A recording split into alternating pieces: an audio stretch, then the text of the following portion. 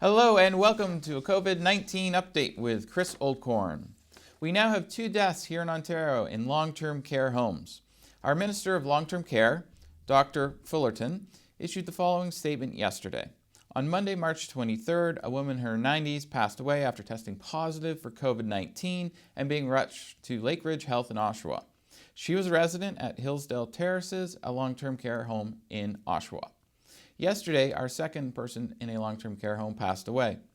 She was 80 years old and she passed away at St. Joseph's Hospital in Hamilton.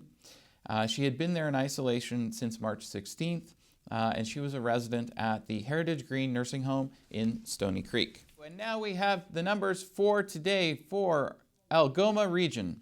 We have now tested 195 people. We still only have 1 positive case here in Algoma, and we have 84 negative tests.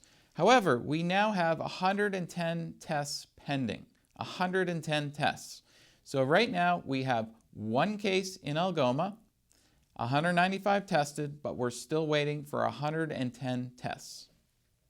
Prince Charles tests positive for COVID-19. He is now self-isolating at Balmoral Castle in Scotland.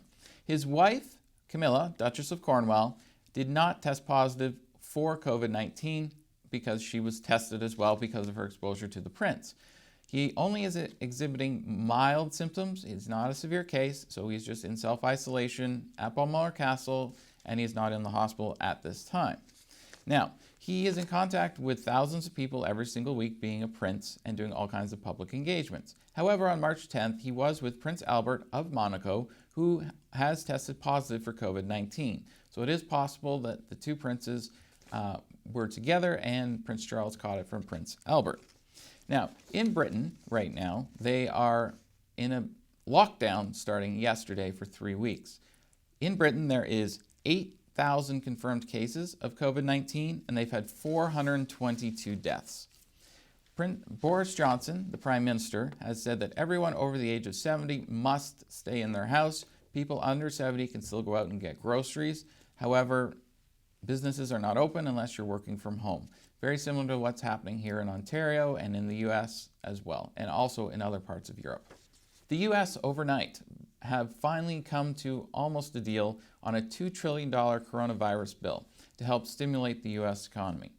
Now, in this bill, what it will do is it will give direct payments to Americans, so it puts money right into their bank account, and it also creates a $500 billion fund to help struggling American companies keep their doors open. Now, this is by far the largest bill that has ever passed through as a stimulus bill. It's actually 9% of U.S. GDP, and to put it in perspective, the U.S. government's budget was $4.5 billion last year. This bill is $2 billion, so it's almost half of what the normal U.S. government budget is federally.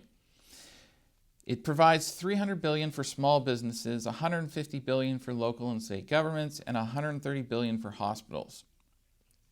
The vote in the Senate to pass the bill is expected at some point today.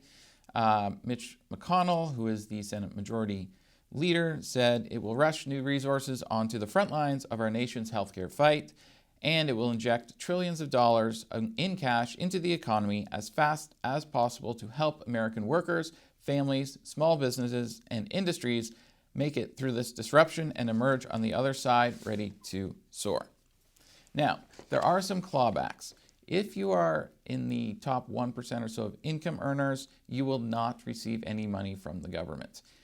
If you make over $99,000 as an individual, you will receive no money from the government. If you're a married couple making over $198,000 combined, you will also not receive any money. If you have children, for each child, there'll be a $500 one-time payment for each child in that stimulus bill. Now, one thing that has been a very contentious point is whether or not people like freelancers and gig people, so someone, let's say that's an Uber driver, they're not covered under normal unemployment insurance. This bill puts in $600 a week for 4 months for people who work in gig economy and freelance roles, so that they get provided with some stimulus as well. So yesterday, when it was looking like the deal was going to happen, they came together at basically 5 in the morning this morning to finally hammer out the deal that we voted on today. The stock market soared yesterday on the news that the stimulus bill was almost at the finish line. They were at like the 2-yard line yesterday. It looks like today they're going to push it over into the end zone and finally get this deal done. This has been a COVID-19 update with Chris Oldcorn. Please follow me on Instagram and Twitter at Chris Oldcorn, and stay tuned for more news on TV.